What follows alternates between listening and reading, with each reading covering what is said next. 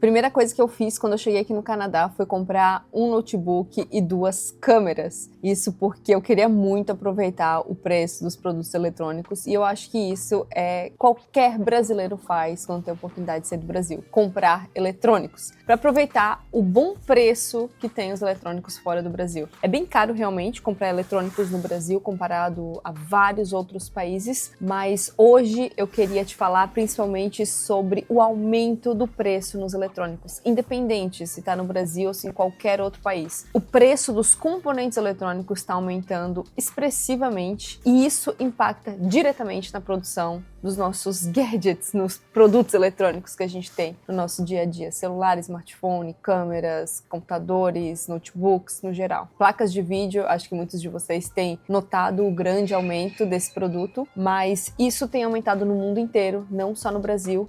E hoje eu vou te contar um pouquinho dessa história, do porquê que os componentes eletrônicos estão aumentando tanto o preço e também dar a minha opinião, minha perspectiva, se o negócio vai melhorar em algum momento ou se não. Para você tirar também um pouquinho das suas conclusões, conhecer um pouquinho da história e saber se nesse momento é o momento certo de você investir em algum eletrônico ou se talvez seria melhor você esperar um tempinho para investir depois.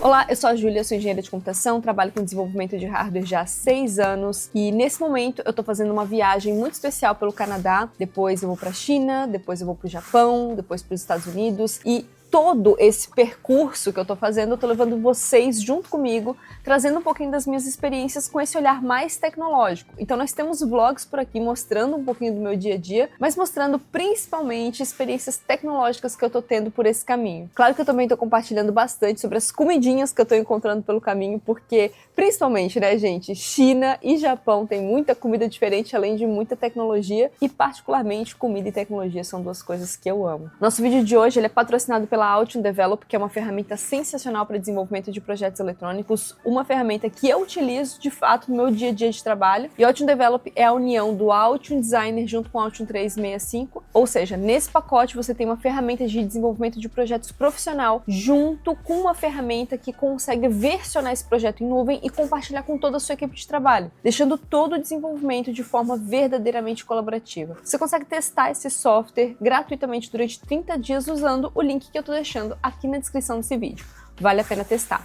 Vamos começar por onde tudo começou. Quando que os componentes eletrônicos começaram a aumentar expressivamente de preço? Isso começou a acontecer expressivamente em meados de 2019, quando a gente teve o Covid-19. Muitas fábricas chinesas pararam em lockdown total e muitas outras fábricas no mundo inteiro, além de ter períodos de completo lockdown, diminuíram muito a sua produção. Isso bagunçou completamente o mercado de componentes eletrônicos, porque ao mesmo tempo que as empresas estavam produzindo menos componentes, as fabricantes de produtos eletrônicos como Apple, Samsung e Dell estavam loucas por componentes eletrônicos porque as pessoas estavam ficando mais em casa. Ou seja, as pessoas estavam comprando mais gadgets eletrônicos ou para fazer o homework ou realmente para tornar o seu dia a dia ali um pouquinho mais interessante. Uma nova televisão, um videogame novo, um notebook gamer, uma placa de vídeo um pouquinho melhor. O mercado de notebooks cresceu muito nesse período e foi muito desproporcional à necessidade que as pessoas tinham de comprar os equipamentos eletrônicos com a disponibilidade dos chips e componentes eletrônicos que tinha no mercado. Isso trouxe um espaço em branco, uma falta de componentes eletrônicos que principalmente deixou as empresas muito preocupadas. Isso fez com que grandes indústrias, grandes fábricas da Apple, Dell, começassem a comprar mais componentes eletrônicos, ou tentar pelo menos comprar mais componentes eletrônicos do que de fato eles iriam utilizar, só para conseguir manter esse estoque e não correr o perigo de não conseguir entregar. Esse foi o começo da avalanche e o mais engraçado é que exatamente nesse período eu estava começando a fabricar os meus primeiros projetos eletrônicos. Eu já tinha feito alguns projetos, mas foi o momento onde eu comecei a dar start na minha fabricação. E o que eu ouvia muito nessa época, não de um, não de dois, mas de praticamente todos os fornecedores de componentes eletrônicos, era de que, ok, a gente pode negociar aqui quantidade, a gente pode negociar preço, mas eu não vou conseguir manter esse preço por muito tempo. Então, ou você faz sua compra logo, ou a gente vai ter que fazer uma próxima cotação, porque eu não consigo manter esse preço nesse período. Foi um período de muita instabilidade para o universo da eletrônica. Começou a faltar componentes eletrônicos não só para as grandes indústrias, mas também para nós, pequenos desenvolvedores. Era muito comum eu fazer pesquisa de componentes eletrônicos dentro de grandes fornecedoras, como por exemplo a Mouser Electronics, e vários componentes eletrônicos estarem fora de estoque, porque as grandes indústrias não estavam comprando apenas dos fornecedores de alta escala, mas também dos fornecedores de média pequena escala. Tinham chips, part numbers, que estavam completamente esgotados em todos os lugares, porque quem estava comprando não eram estudantes, não eram hobbyistas e também não eram pequenos desenvolvedores. Eram as grandes indústrias levando todo aquele chip de uma vez só para não faltar para uma grande produção deles. Então, nesse período, acho que você já conseguiu entender que existiram vários motivos para os equipamentos eletrônicos começarem a subir de preço. A alta demanda e a baixa disponibilidade no mercado, acho que foi uma das coisas que foi mais evidente para todo mundo. Mas não parou por aí. Os anos foram se passando, resolvemos aí a questão do Covid, mas alguns desastres naturais acabaram acontecendo logo em seguida, que acabaram novamente prejudicando bastante a entrega dos componentes eletrônicos no mundo inteiro. Aconteceu uma grande seca em Taiwan, que é um dos lugares onde a gente tem uma maior produção de componentes eletrônicos, nos anos de 2020 a 2021. Os chips eles são fabricados em uma estrutura chamada waffle, e esse waffle precisa de muita água para conseguir ser limpo e conseguir passar por todos os processos.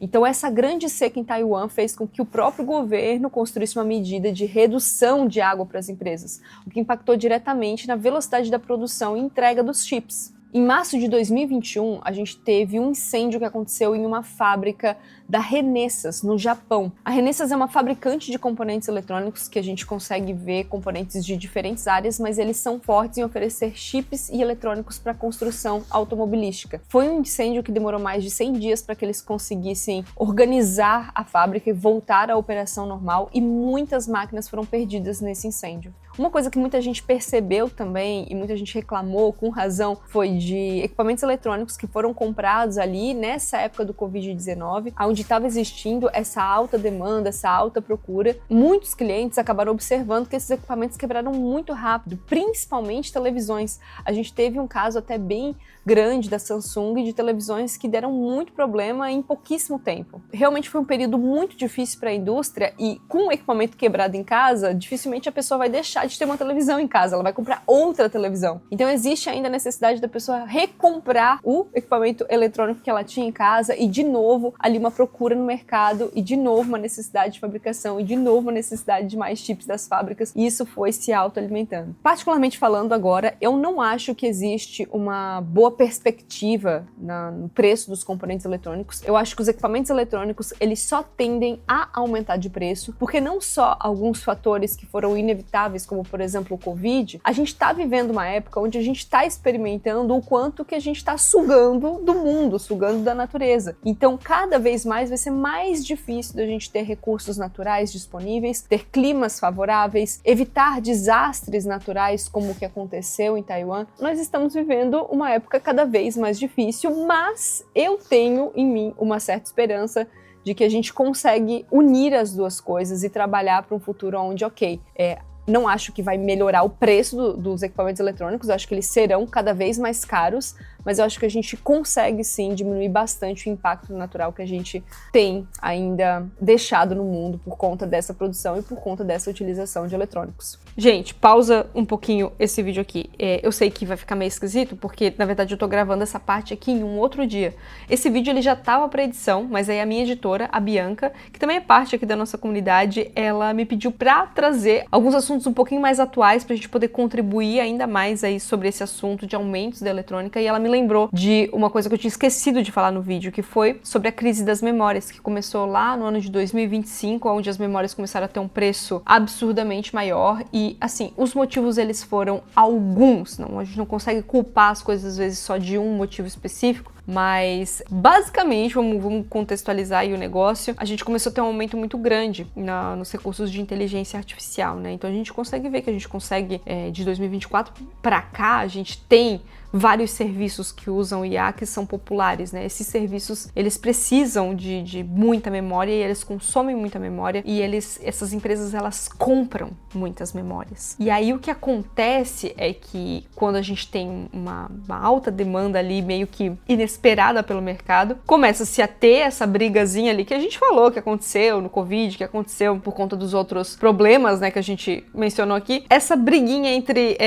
oferta e demanda, né, que vai começar a aumentar os preços das coisas. Isso aconteceu por conta da inteligência artificial, mas também aconteceu o fato que, daí é uma questão de mercado mesmo, quando a gente é fornecedor, quando a gente trabalha produzindo algum produto, a gente sempre vai priorizar bons clientes. E o que acontece é que essas empresas que demandam memórias, às vezes, específicas para inteligência artificial ou produtos que são mais caros, produtos que têm um processamento maior, produtos que têm um valor muito maior do que às vezes o produto para consumidor final, né? O produto que a gente compra aí para montar o nosso PC gamer, por exemplo, nosso PCzinho de entrada. O que acontece é que as empresas que fornecem os produtos, às vezes elas vão priorizar a empresa que vai ter uma compra de uma alta quantidade de produtos, um volume muito grande e de um produto muito caro, muito mais caro do que a memóriazinha que você queria aí pro seu PC gamer de entrada, entendeu?